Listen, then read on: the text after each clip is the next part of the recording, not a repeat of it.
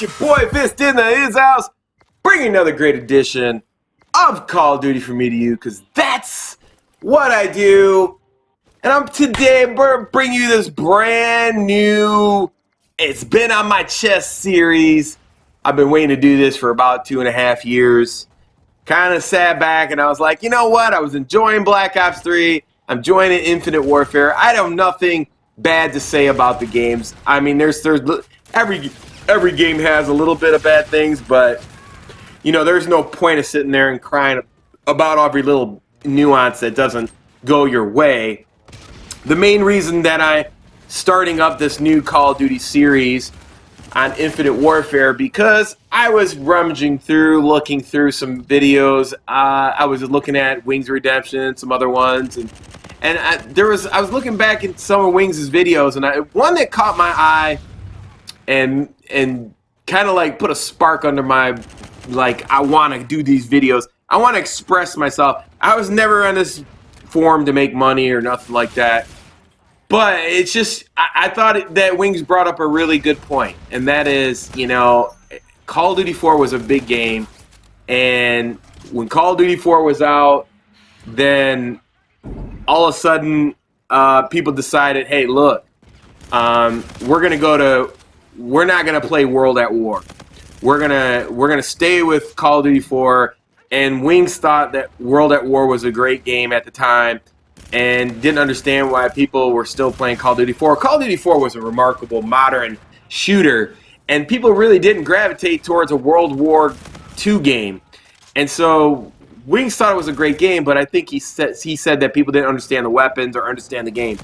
In that context, I feel like a lot of people who don't play Infinite Warfare or were Call of Duty players didn't take enough time to truly actualize the potential and understand how incredible this Infinite Warfare by Infinity Ward. This is truly an Infinity Ward's new game after West and Zempella.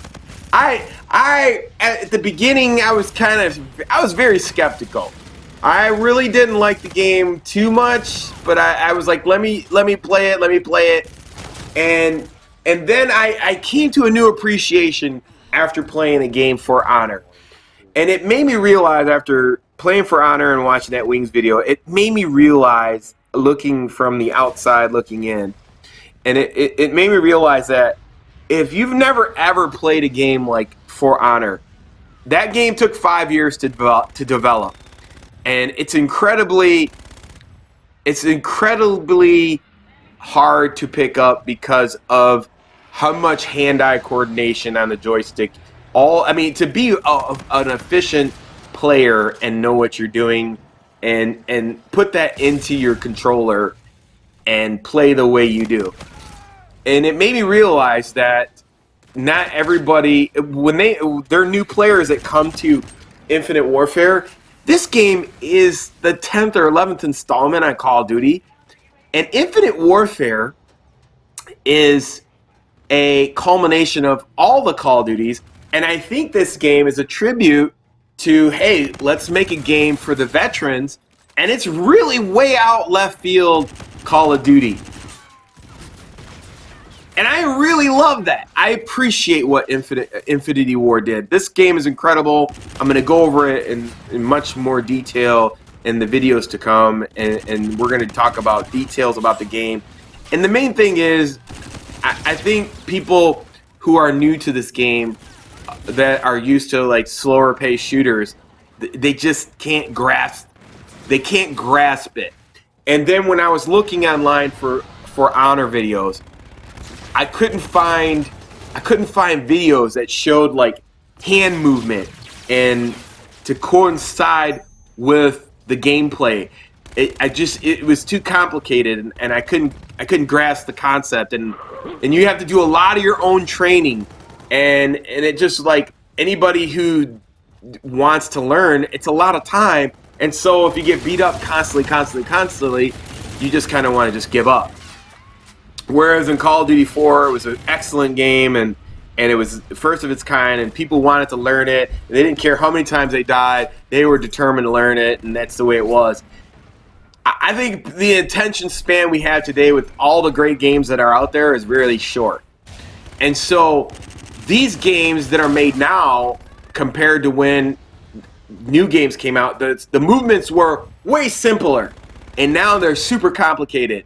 And so the games are super deep, super rich, and especially games that have a track record of being around for a long time.